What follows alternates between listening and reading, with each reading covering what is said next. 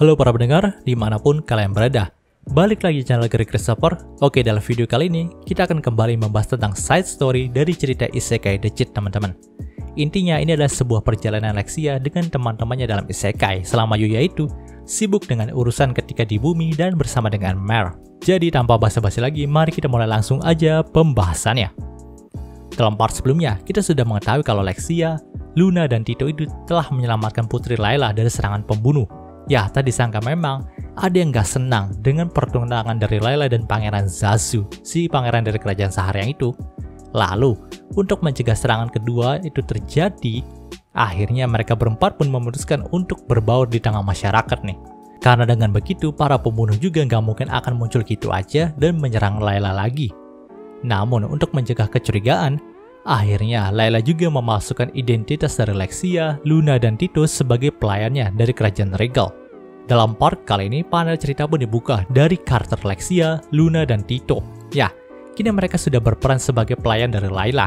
Maka dari itu, mereka pun sedang mempersiapkan beberapa hal di kamarnya Layla dan membuat makanan untuk sarapan mereka sendiri di sana. Karena memang ternyata kamar milik Layla ini memiliki dapur dan kamar mandinya sendiri. Ya, fasilitas yang diberikan sama kerajaan Sahar kepada Layla ini gak main-main, teman-teman.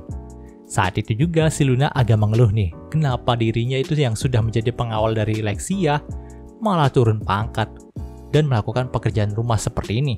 Mendengarkan keluhan dari pengawalnya, Lexia pun berkata kalau Luna itu harus nurut aja kali ini. Karena memang mereka di sini juga demi membantu Layla dan mengungkap kejahatan percobaan pembunuhan dari Layla secara diam-diam. Ya, walaupun berat untuk mengungkapkan kejahatan sambil menjadi pelayan, tapi ini adalah satu-satunya jalan yang mereka miliki sekarang. Di sini, Luna pun terpaksa untuk menerimanya. Ketika mendengarkan hal itu, Tito pun mulai berkata nih, apakah mereka itu nggak bisa membatalkan pertunangan ini aja, lalu memberitahu raja dari kerajaan Sahar kalau ada yang mencoba membunuh Putri Layla karena pertunangan ini. Mendengarkan hal itu, Luna pun menjawab kalau itu akan merunyamkan masalah kali ini. Bila persoalan percobaan pembunuhan Putri Layla sampai tersebar ke publik, maka akan terjadi kegemparan yang besar di antara kedua kerajaan. Skenario terburuknya, kerajaan regal dan kerajaan Sahar akan kembali berperang karena masalah ini. Dan rakyat dari kedua belah pihak kerajaan jugalah yang akan menjadi korbannya. Tentu Layla pun tidak menginginkan hal itu sampai menimpa rakyat regal yang dia cintai. Maka dari itu dia pun tetap tutup mulut sampai sekarang ini. Di sini, Tito pun merasa terpukul dengan fakta yang menyakitkan itu. Namun ya mau bagaimana lagi, itulah nasib yang harus dijalani sama Putri Layla. Waktu itu mereka pun melakukan tugas masing-masing dalam kamarnya Layla nih. Dan di sini Lexia pun langsung masuk ke dapur untuk menyiapkan teh bagi mereka semua nantinya. Tapi nih saat dia membawa teko teh yang sudah jadi, entah kenapa Tito pun berteriak kalau teh yang dibawa sama Lexia itu ada racunnya. Tentu Lexia pun cukup terkejut dengan hal itu. Dia tidak menyangka nih, ada orang yang memanfaatkan situasi ini untuk meracuni mereka semua termasuk Putri Layla. Melihat situasi itu, Luna pun berinisiatif untuk mencoba teh itu terlebih dahulu. Karena bagaimanapun dulunya Luna adalah anggota dari Dark Guild, jadi dia itu memiliki sedikit ketahanan terhadap racun apapun. Namun nih, saat dia meminum teh buatan Lexia, Luna pun hampir pingsan. Bukan karena racunnya, tapi karena memang teh buatan Lexia itu sangat gak enak, teman-teman. Bahkan racun dari teh itu sampai kalah dengan rasa gak enak dari teh buatan Lexia sendiri. Nah, masalah yang ditimbulkan sama Lexia itu gak berhenti di situ aja. Saat itu, Lexia pun terpleset dan hampir menjatuhkan vas bunga mahal di kamarnya Layla. Untung saja si Tito itu dengan sigap langsung menangkap vas bunga yang terjatuh tersebut. Sayangnya, kekuatan cengkraman dari Tito itu terlalu kuat, sehingga dia pun malah berakhir memecahkan vas bunga itu. Tito pun sangat menyayangkan dirinya yang melakukan kesalahan seperti ini. Namun si Lexia pun mendekati Tito dan berkata kalau hal itu gak apa-apa, karena memang dari awal itu adalah salah dari Lexia sendiri yang malah menjatuhkan vas bunganya. Di sini nampaknya Lexia dan Luna juga udah tahu kalau memang Tito tidak bisa mengendalikan kekuatannya sendiri. Saat itu juga Tito bercerita kalau memang kekuatannya ini selalu susah dikendalikan sedari dia kecil. Dulu, dia pernah memiliki teman manusia di Tanah Utara tempat kelahirannya. Namun temannya itu malah terluka ketika Tito ingin menolongnya. Ya, mulai dari situlah terkadang Tito itu takut dengan kekuatannya sendiri. Mendengarkan hal itu, Luna pun jadi tahu nih kenapa si Gloria ini menyerahkan Tito kepada mereka. Karena memang Gloria itu mau kalau Tito bisa mengendalikan kekuatannya dengan bergaul bersama mereka para manusia. Luna juga menyadari kalau memang alasan Tito menyembunyikan identitasnya sebagai Beastman saat baru pertama kali ke kerajaan Sahar ini bukan karena dia takut dirundung, tapi karena Tito takut melukai orang lain. Ya, ini adalah hal yang tidak terduga, tapi mulai dari sekarang Luna akan terus mendukung Tito untuk bisa mengendalikan kekuatannya sendiri. Begitu juga dengan Lexia. Dia pun langsung memegang cakar Tito dengan lembut dan berkata kalau dia akan membantu Tito untuk mengendalikan kekuatannya. Tito pasti bisa melakukan hal ini, dan untuk vas bunganya biar Lexia lah yang akan mengurusnya. Di sini mereka bertiga pun kembali ceria lagi. Mereka juga berniat untuk melanjutkan kegiatan bersih-bersih sekarang. Tapi Luna pun meminta Lexia untuk tidak berpindah dari tempatnya, karena memang nantinya dia akan menjatuhkan vas bunga yang lain kalau Lexia itu ikut bersih-bersih. Setelah itu mereka pun kembali melakukan bersih-bersih.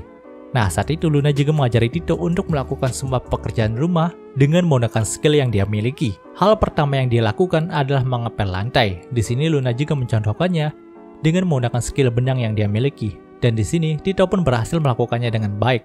Tentunya dengan skill yang dia miliki dari Hoary Claw juga. Lalu pelajaran kedua yang dilakukan sama Tito adalah memotong sayuran untuk mereka masak. Ya, lagi-lagi Luna mencontohkannya dengan cara menggunakan skill yang dia miliki. Tentu Tito juga menggunakan skill yang dipelajari dari Hoary Claw untuk memotong sayuran itu. Pada awalnya Tito tidak berhasil melakukannya, karena kekuatan yang dia keluarkan itu terlalu besar sehingga sayuran yang dia potong itu tidak merata, teman-teman. Namun, Luna pun memintanya untuk melemaskan pundaknya sebelum memotong sayuran itu.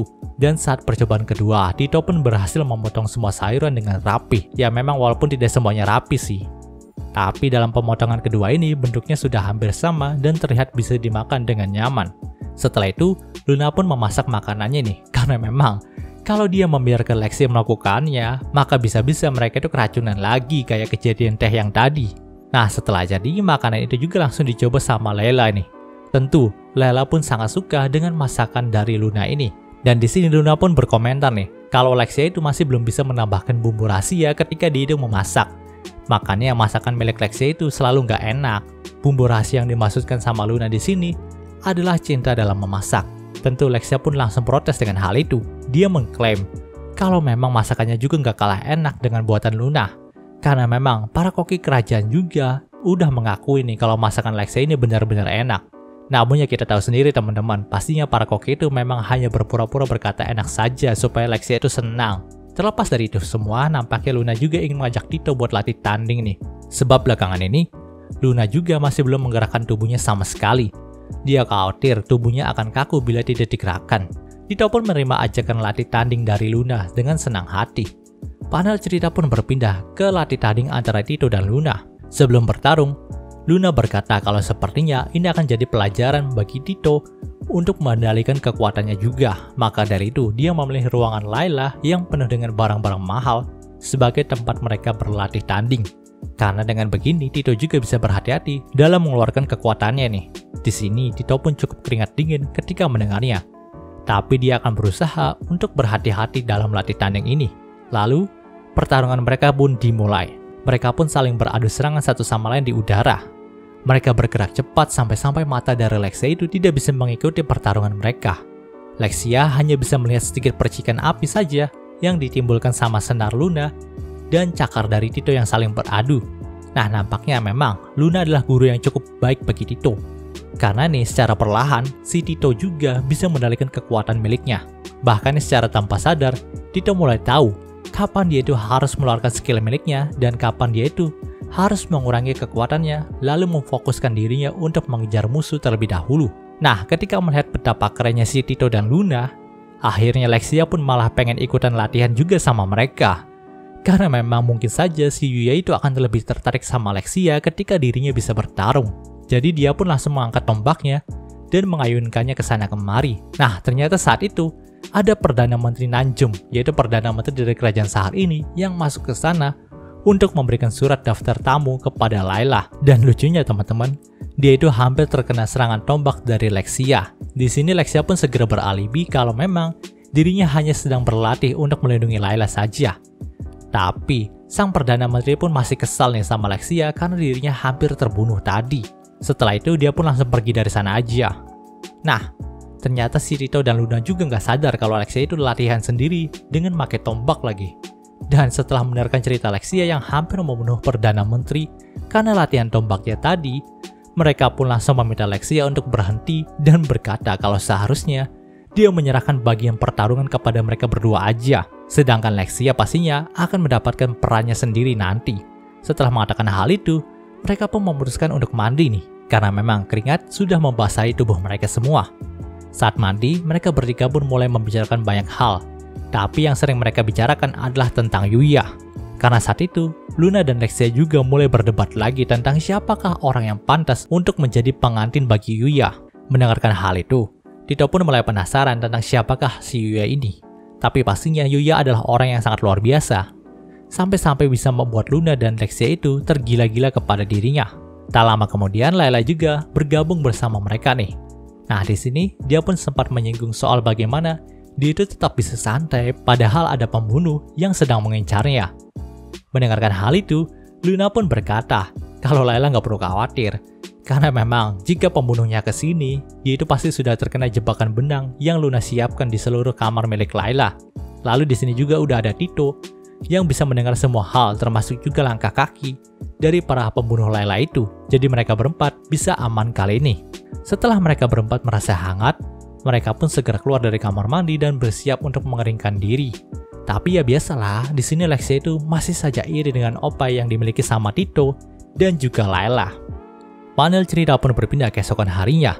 Saat itu Pangeran Zazu pun datang menemui Layla nih. Dia membicarakan kalau memang ada pesta penting pada malam hari ini untuk memperkenalkan Layla kepada para bangsawan di kerajaan Sahar. Namun nih, pas mengatakan hal itu si Pangeran Zazu juga terlihat memiliki gelagat yang aneh teman-teman. Maka dari itu Lexia pun sangat curiga dengan gelagat dari Pangeran Zazu tadi. Dan dia pun berniat untuk menyelidikinya dalam pesta malam nanti. Dan cerita di part ini pun berakhir. Oke, mungkin itu pembahasan singkat untuk Isekai The Cheat Side Career-nya kali ini. Jika kalian suka video ini, jangan lupa untuk like, comment, dan juga subscribe dan juga share agar gue lebih semangat lagi dalam membuat video dalam channel ini. Terima kasih telah mendengarkan sampai detik ini. Gue Gary Christopher, signing off.